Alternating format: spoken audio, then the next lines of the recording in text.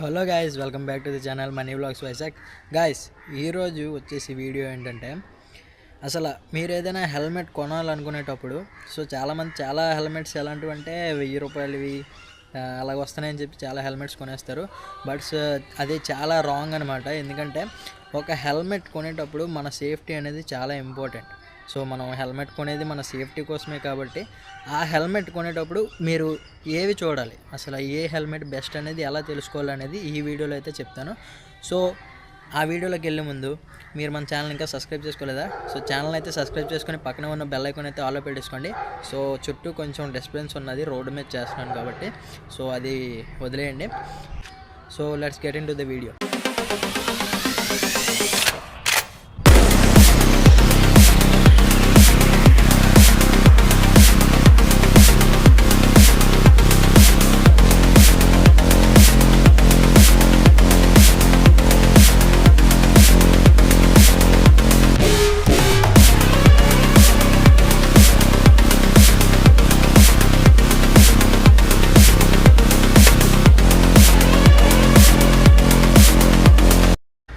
Guys, ఒక helmet కొనేటప్పుడు ఫస్ట్గా మనం చూసుకోవాల్సింది ఏంటంటే సర్టిఫికేషన్.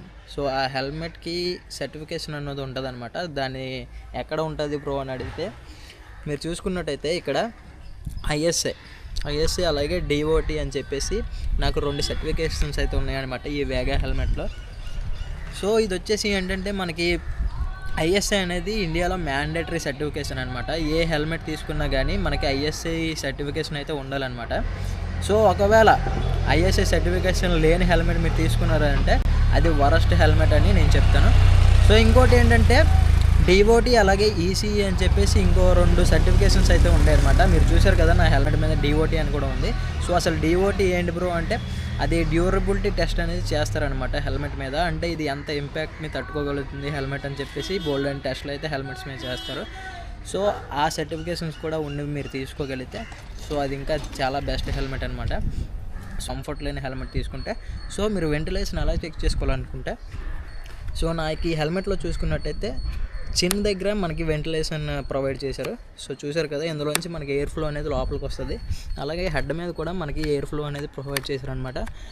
ఇలాగ ఎయిర్ ఫ్లో ఉండేది అయితే తీసుకోండి. అప్పుడైతే మీరు రైడ్ చేసేటప్పుడు మీకు లోపలికి ఎయిర్ అనేది వస్తుంది. దానివల్ల ఏంటంటే మీకు ఎక్కువ స్వెట్టింగ్ అనేది రాదు, అలాగే మీకు కంఫర్ట్గా ఉంటుంది.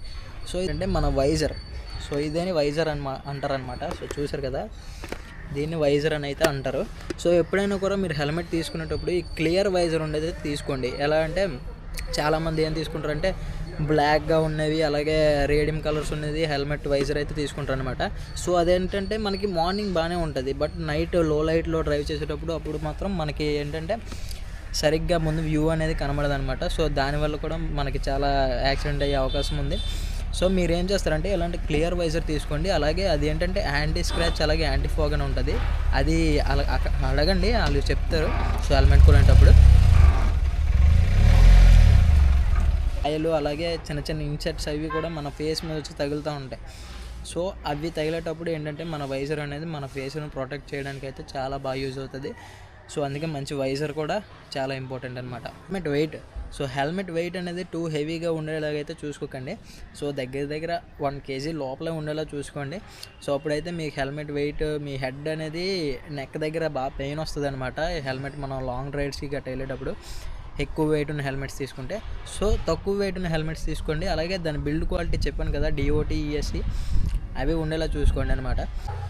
నెక్స్ట్ వచ్చేసి హెల్మెట్ బడ్జెట్ మీకు ఒక 1500 నుంచి 3000 మధ్యలో ఉన్న హెల్మెట్ అయితే తీసుకోండి. మరీ టూ ఎక్స్పెన్సివ్ వెళ్ళిపోకండి, అలాగని చెప్పి మరీ తక్కువలో ఉన్న హెల్మెట్స్ కూడా తీసుకోకండి. నా హెల్మెట్ వచ్చేసి 2100. ఒకవేళ మీకు ఈ లింక్ కావాలనుకుంటే కింద డిస్క్రిప్షన్లో ప్రొవైడ్ చేస్తాను, వెళ్ళి చూసేయండి. ఇదన్నమాట గైస్, మన హెల్మెట్ తీసుకునేటప్పుడు చూడాల్సిన మెయిన్ థింగ్స్ వచ్చేసి. ఇది ఉన్న మీరు హెల్మెట్ తీసుకున్నారంటే అది బెస్ట్ హెల్మెట్ అని అయితే నేను చెప్తాను.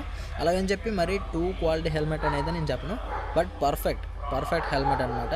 మనం చేసే ఈ రోడ్ మీద రైడ్స్కి అది పర్ఫెక్ట్. అలాగే మనం రేసింగ్ ట్రాక్స్లో 2 హై స్పీడ్స్లో చేస్తామంటే మాత్రం ఈ హెల్మెట్స్ పనికిరావు అనమాట. మామూలుగా చిన్న రైడ్స్ వెళ్ళే వాళ్ళకి ఈ హెల్మెట్ అనేది సరిపోతుంది అనమాట.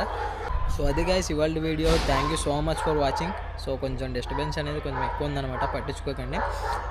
సో ఈ వీడియో మీకు యూస్ఫుల్ అవుతుందని అనుకుంటున్నాను. సో నేనేమైనా తప్పు చెప్పున్నా మీకు ఏమైనా అనిపించుంటే ఖచ్చితంగా కింద అయితే కామెంట్ చేయండి. అలాగే మీరు ఏ హెల్మెట్ వాడుతున్నారు అనేది కూడా కింద కామెంట్ చేసి అయితే చెప్పండి. So thanks for watching guys. See you in the next video. Love you all. Bye by.